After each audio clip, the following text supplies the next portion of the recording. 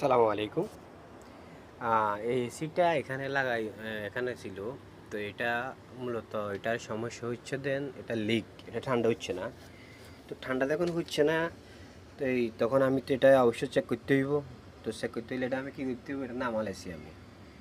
এটা ফাট ফাট খুলে লাইছি, কভার টাভার খুলে লাইছি। খুলে এটা আমি মিটার লাগাইছি, গিয়ে দিছি। আমার কাছে প্রেশারের এখন নাই, হাওয়ার বোতল নাই কত বিদায়। গ্যাস দিলাম, গ্যাস দেওয়ার পরে এখানে আগে একবার লিকটা আমি বাদ দিয়েছি, মানে এটা আমি দিছি আগে। তো এখন লিকটা কোন জায়গায় আমি চেক করি, আপনাদের দেখাই। আপনারা কীভাবে এসি লিক খুঁজবেন আমি আপনাদের দেখাচ্ছি।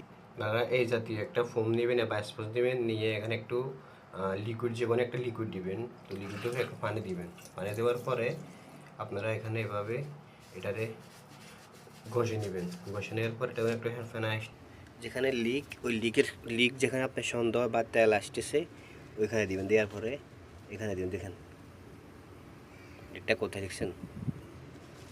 দেখছেন লিকটা কোথায়, দেখছেন লিকটা এইটাতে। এটা আমি আগে করতে পারবো কোথায়, তো আপনি আপনাদের একটু সুবিধার জন্য, আপনাদের সুবিধার জন্য আমি লিকটা কোথায় কীভাবে বাহির করছি দেখেছি আপনার সুবিধার জন্য। ঠিক আছে, এরকম ভিডিও পেতে হলে চ্যানেলটি ফেসবুক ইউটিউব চ্যানেলটি সাবস্ক্রাইব করে ফলো দিয়ে পাশে থাকুন।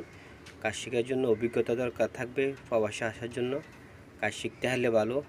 এটা এখন আমি এটা ওয়ার্লিং করে দিব, দেওয়ার পর ইনশাল্লাহ ঠিক হয়ে যাবে।